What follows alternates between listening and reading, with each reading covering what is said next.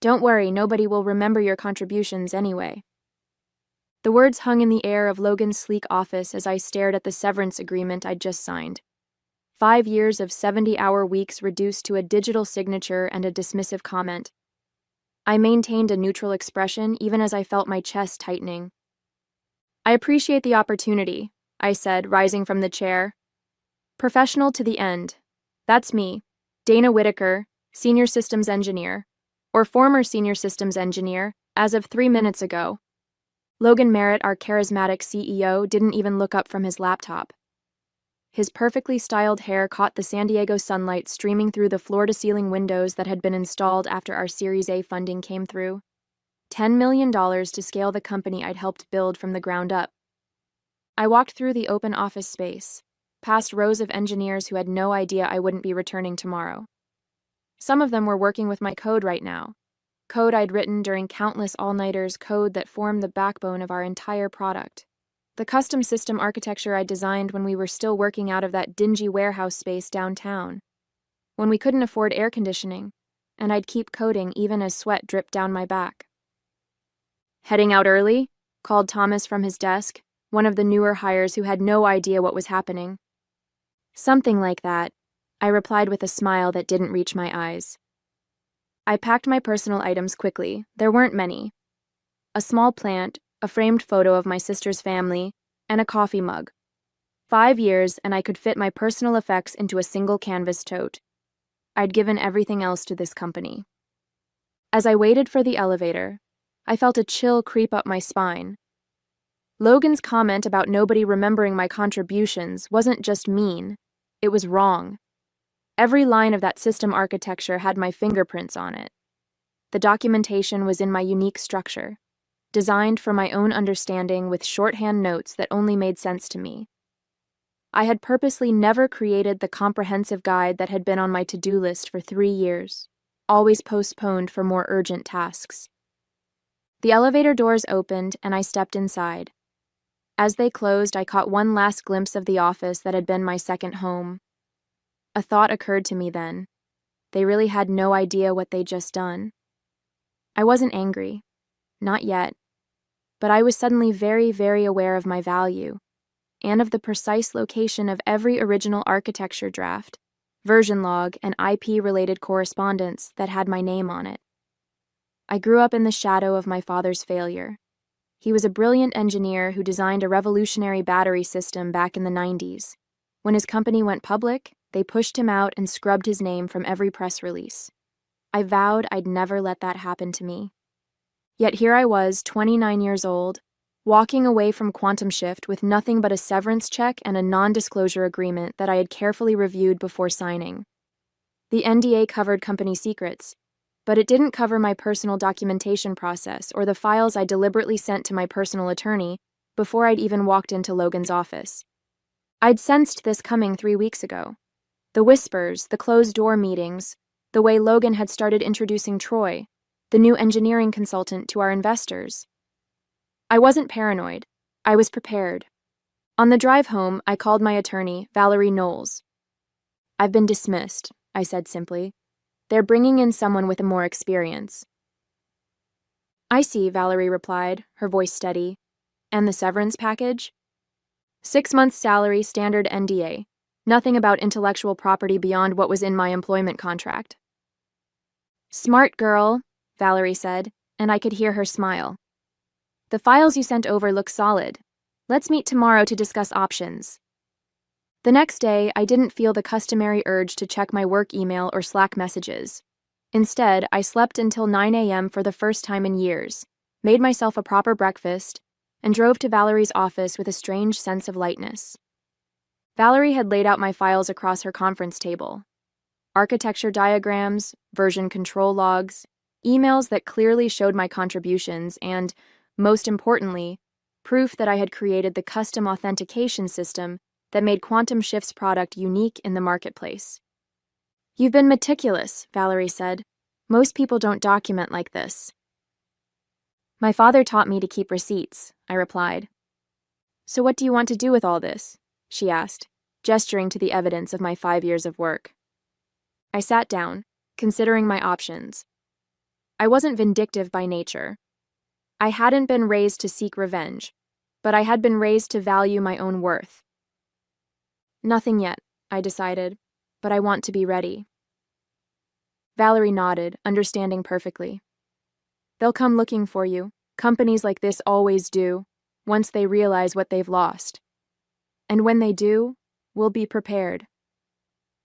I left Valerie's office feeling strangely at peace. For the first time in 5 years, my time was my own, and I intended to use it wisely. 3 weeks after my dismissal, I was sitting in a beachside cafe, sipping an overpriced latte and scrolling through job listings, when my phone rang. The caller ID showed Joseph Bryant, Quantum Shift's CTO. "Dana," he said, his voice overly friendly. "How have you been?" "Fine, Joseph," I replied, keeping my tone neutral. "What can I do for you?" "Well, the team has been working on the next release, and they had a few questions about some of your architecture decisions. I was hoping you might have time for a quick consultation." I took a slow sip of my coffee. Consultation was an interesting choice of words. "I'm not sure that would be appropriate given the circumstances of my departure," I said carefully. Joseph cleared his throat. "Look, Dana, we're willing to compensate you for your time. Logan may have been hasty in his decision." "Hasty," I repeated. "Is that what we're calling it?" There was a pause. "The documentation is a bit specialized." I almost laughed. Specialized was a polite way of saying that my personal shorthand was incomprehensible to the new team. I had documented everything, yes, but in a way that made perfect sense to me, and apparently no one else. "I'm afraid I'm quite busy at the moment," I said. "Perhaps Troy, with his extensive experience, can figure it out." "Dana," Joseph began, but I cut him off. "I wish you all the best, Joseph. Truly." I ended the call. My phone buzzed immediately with a text from Joseph. "We can double your consultation rate. Please reconsider." I set my phone down without replying. Let them stew for a bit. That evening, as I was making dinner, I received an email from Ethan Wilson, one of the junior engineers I had mentored. The subject line read, "You won't believe this." Ethan had always been loyal to me, grateful for the guidance I'd provided when no one else had time for him. The email was brief. "Dana, everything's falling apart here. Troy can't make sense of your authentication system. 3 clients have reported major issues after the latest deployment. Logan's blaming the engineering team, but everyone knows it's because they can't understand your architecture. Joseph is in full panic mode. Just thought you should know. Miss having you here?" I sat down at my kitchen counter, staring at the email. I hadn't expected things to unravel so quickly. Part of me felt a twinge of concern for my former colleagues. Most of them were good people caught in a bad situation. But another part of me, the part that remembered Logan's smirking dismissal, felt the first flicker of satisfaction. My phone rang again. This time it was Valerie. "I just got a call from Quantum Shift's legal department," she said. "They want to discuss a consulting arrangement." "Already?" I was surprised at how quickly things had escalated. "Apparently they're having some technical difficulties," Valerie said, her tone deliberately understated. "What do you recommend?" I asked. "I recommend we let them sweat a bit longer," she replied. "The more desperate they get, the better position you'll be in." As I hung up, I felt a shift inside me, the realization that I now held the power in this situation. It wasn't about revenge, it was about recognition of my value. And it seemed that recognition was finally coming. By the 4th week after my dismissal, the calls became more frequent. Joseph, Troy, even Ethan with unofficial pleas for help. I maintained my distance, giving vague responses when I bothered to answer at all. While they scrambled, I was busy. I'd set up meetings with 3 competing firms, not looking for employment, but exploring the market landscape. I needed to understand my position of strength. On a bright Tuesday morning, exactly 1 month after I'd cleaned out my desk, Logan himself called. "Dana," he said, his voice straining to maintain its usual confidence.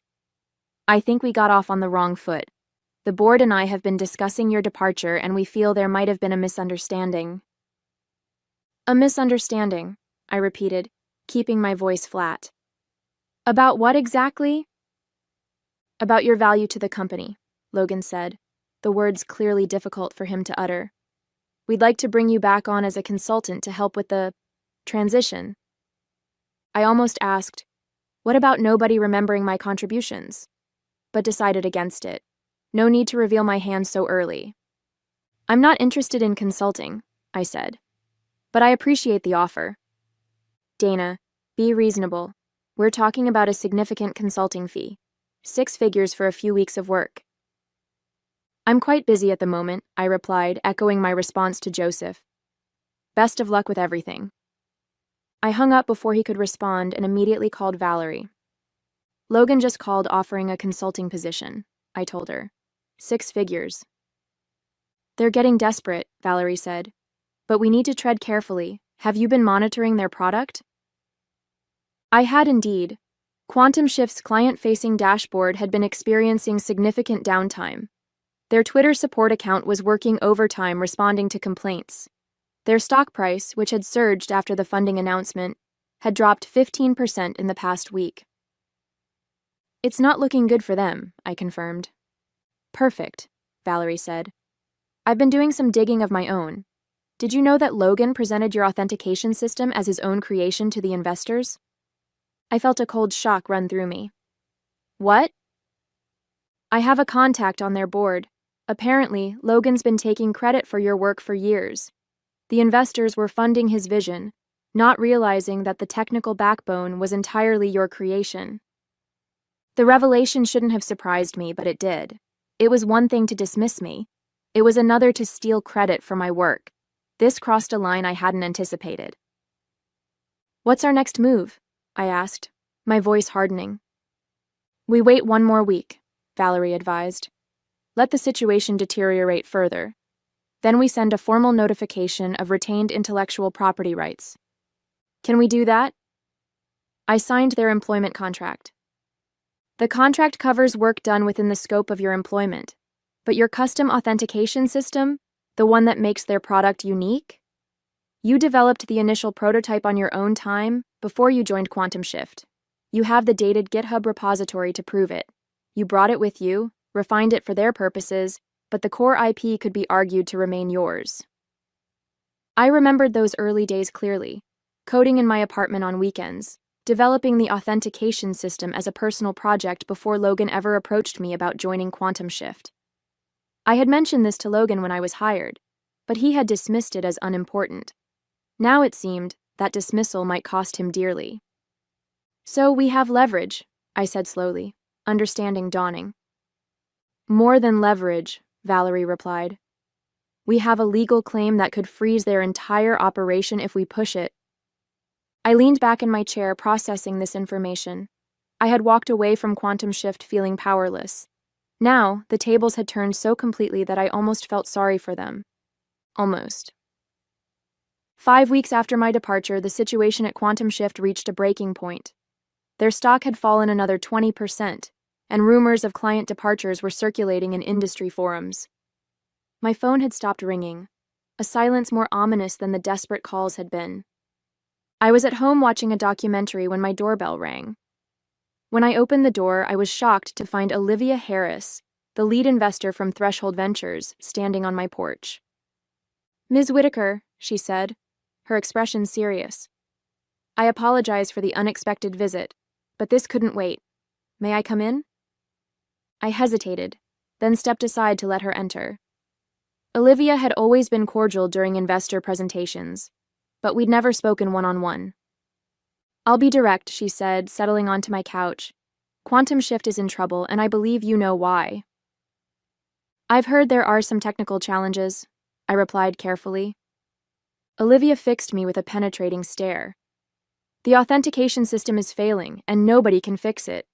Logan assured us they had redundancies in place for key personnel departures, but that was clearly untrue. I remained silent, waiting for her to continue. What's more concerning, she went on, is that we've discovered discrepancies in what we were told about the company's technical leadership. Logan presented himself as the architectural visionary, with you as merely an implementer of his ideas. I couldn't help the bitter laugh that escaped me. Is that what he told you? It is, but our technical advisors have reviewed the situation, and it's become apparent that you were the true architect of the system. Logan misrepresented your role to secure funding. I took a deep breath. I'm not surprised, but I am disappointed. As am I, Olivia said. Threshold invested $10 million based partly on false premises. That's why I'm here, Ms. Whitaker. The board has called an emergency meeting for tomorrow. Logan doesn't know I'm meeting with you, but I believe your presence at this meeting is essential. This was unexpected. I had anticipated legal negotiations, not a board invitation. What exactly are you proposing? I asked. I'm proposing that you tell the truth. Help us understand what we're dealing with and what options we have. In return, I promise that your contributions will be properly acknowledged and valued. I thought about this for a moment. I appreciate the offer, Ms. Harris, but my attorney has advised me not to engage directly with Quantum Shift without proper legal protections. Olivia nodded, seemingly unsurprised. I understand. What if we include your attorney in the meeting? This isn't about cutting deals in back rooms. It's about transparency. The investors need to know what's really happening. I considered her proposal. Attending the board meeting could be risky, but it also presented an opportunity to directly address the people with the power to make real changes. I'll need to consult with my attorney, I said finally. Of course, Olivia stood to leave. The meeting is at 10 a.m. tomorrow. I hope to see you there. After she left, I immediately called Valerie and explained the situation. This is an interesting development, Valerie said. Earlier than I expected, but potentially advantageous. If you attend, you'll be speaking from a position of strength, not desperation. What about our original plan, the formal notification? We can still proceed with that. In fact, I'd recommend sending it tonight before the meeting. That way they'll be aware of your legal position when you walk into the room. I agreed, and Valerie promised to send the notification immediately. That night I barely slept. Tomorrow would be a confrontation I hadn't sought but now welcomed. I wasn't going in seeking revenge, but I was determined to set the record straight. Logan had tried to erase me from the narrative of Quantum Shift's success. Tomorrow I would write myself back in, this time indelibly. The Quantum Shift offices looked exactly the same as when I'd left 6 weeks ago, yet everything felt different. I walked through the reception area with Valerie beside me, turning heads as I passed. The whispers followed us down the hallway to the main conference room. When we entered, the tension was palpable. Around the long table sat the board members, including Olivia Harris, 3 other investors, and the company's executive team. Logan sat at the head of the table, his usual confident smile nowhere to be seen. Joseph, the CTO, looked like he hadn't slept in days. Ms. Whitaker, thank you for joining us, Olivia said, rising to greet me. And this must be your attorney, Ms. Knowles. That's correct, Valerie replied smoothly, setting her briefcase on the table. We received your invitation and are here in good faith, but I should note that we delivered a formal notification of retained intellectual property rights to Quantum Shift's legal team last night. Logan's face flushed with anger. This is absurd. You signed an employment contract that clearly states all work product belongs to the company. I'm aware of what I signed, I replied calmly. But the authentication system in question was initially developed before my employment began. I have documented proof, including the original GitHub repository with timestamps. One of the investors, a silver-haired man I recognized as Victor Lee from Magnitude Capital, leaned forward. Is this true, Logan? Did you know about this? Logan's expression tightened. Dana's making misleading claims. She may have had some preliminary code, but anything substantial was developed on company time. I retrieved my laptop from my bag and connected it to the conference room display. With your permission, I'd like to share some evidence. Olivia nodded, and I pulled up the GitHub repository, showing the commit history that clearly dated back to before my employment at Quantum Shift. Then I displayed emails between Logan and me from my early days at the company, where I explicitly mentioned bringing my authentication system to the project. You'll note, Valerie added, that Mr. Merritt acknowledged Dana's prior work in these communications, but never formalized any transfer of intellectual property rights beyond the standard employment agreement, which does not cover pre-existing work. The room fell silent as the board members exchanged glances. Logan shifted uncomfortably in his seat. There's more, I continued, pulling up slides from investor presentations. These are materials presented to you during the Series A round. You'll notice that the authentication system is highlighted as a key competitive advantage, but my name is conspicuously absent from any of the credits. Victor Lee removed his glasses, rubbing his temples. Logan, you represented yourself as the technical visionary behind these systems. I supervised their development, Logan insisted. Supervision is not creation, I countered, and your supervision consisted mainly of setting unrealistic deadlines while taking credit for the results. Joseph, who had been silent until now, cleared his throat. I can confirm that Dana was the principal architect of the authentication system. Without her, we can't maintain it properly, as the past 6 weeks have demonstrated. Logan glared at Joseph, but the damage was done. The investors were now looking at Logan with open suspicion. What exactly are you seeking here, Ms. Whitaker? Asked another board member. Valerie stepped in. My client is not looking to destroy Quantum Shift. She believes in the product she helped build. However, she requires proper recognition of her contributions, appropriate compensation for her intellectual property, and guarantees against future misrepresentation of her work. And if these terms aren't met, Logan challenged, then the notification stands, Valerie replied coolly. Quantum Shift will be legally prevented from using the authentication system, effectively rendering your product non-functional. The reality of the situation seemed to dawn on everyone simultaneously. Quantum Shift's $10 million valuation, their entire business model, hung in the balance.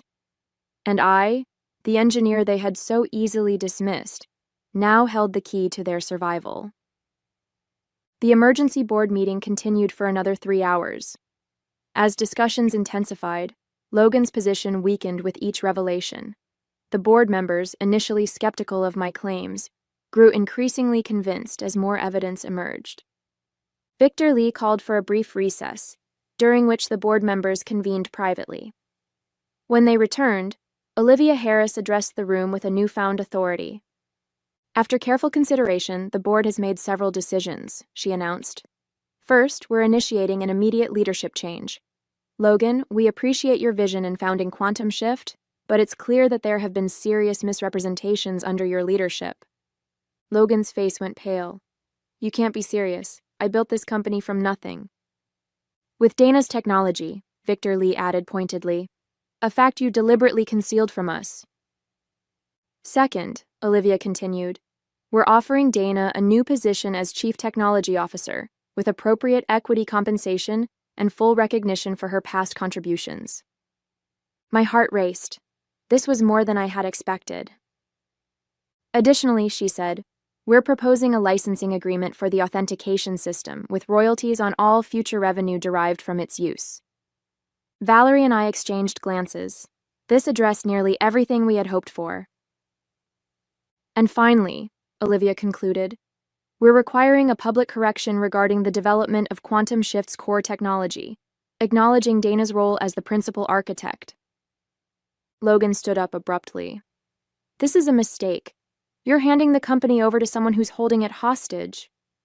No, Logan, I said quietly. I'm not holding the company hostage. I'm simply ensuring that the truth is recognized. Victor Lee nodded. The board's decision is final, Logan. You can accept a reduced role as a strategic advisor, or you can leave entirely. The choice is yours. Logan looked around the table, searching for allies but finding none. Without another word, he stormed out of the room, the door slamming behind him. In the silence that followed, I realized that the vindication I felt wasn't about revenge. It was about justice. 3 months later, I stood on a small stage at Quantum Shift's headquarters, addressing our team and a handful of tech journalists. The company had undergone a remarkable transformation. Today marks an important milestone, I began. With the release of our new platform update, We're not just improving functionality. We're rebuilding on a foundation of transparency and collaborative innovation. The authentication system that had once been my solitary creation was now maintained by a team of talented engineers, all of whom received proper credit for their contributions. The documentation was comprehensive and accessible, ensuring that the company would never again be dependent on a single person's knowledge. After the announcement, Olivia approached me, smiling warmly. The investors are impressed with the turnaround.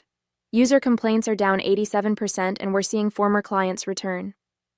It's a team effort, I replied, genuinely proud of what we had accomplished. True, but your leadership has been the catalyst. By the way, have you heard about Logan? I shook my head.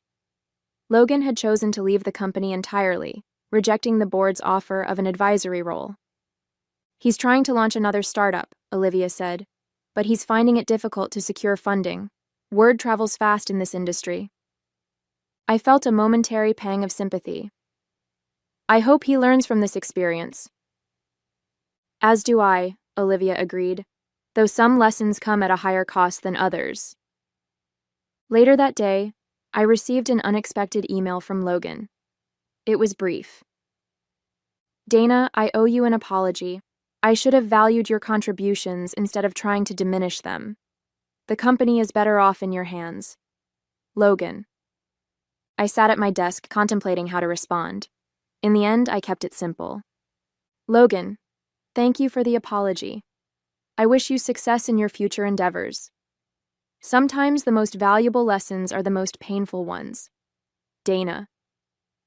It wasn't about forgiveness or forgetting. It was about acknowledging the truth, something I had fought for and finally achieved.